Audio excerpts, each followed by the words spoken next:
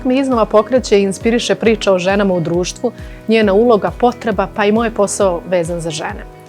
Žene su ta ključna poluga svakog sistema. Ona pokreće promjene i čini društvo boljim.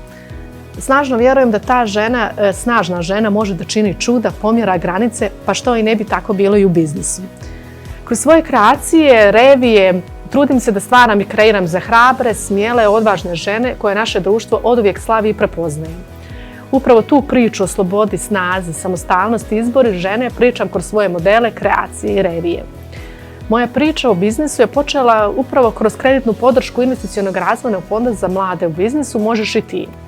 Suočila sam se na početku, kao i svi, sa strahom i bojaznim propitivanjem da li ja to mogu, da li ću moći da vraćam kredit, da li će se posao razvijati u pravcu kako sam planirala. I sada mogu da kažem, posle 10 godina od pokretanja svoga biznisa, da sam ponosna i zahvalna negdje što kao mlada osoba i žena sam se osmilila da napravim taj korak. I nikada se nisam pokajala. Ovaj posao i ulaganje u moj biznis je u stvari moja životna investicija. Prethodnih godina sam rasla i razvijala se kao osoba i kao preduzetnica. Raduje me ako moja priča može da podstakne neke mlade žene da se odvažu, pokrenu i naprave taj korak naprijed, da izaberu neku kreditnu liniju za žene u biznisu. Moje iskustvo s investicionim razvojnim fondom je bilo izuzetno.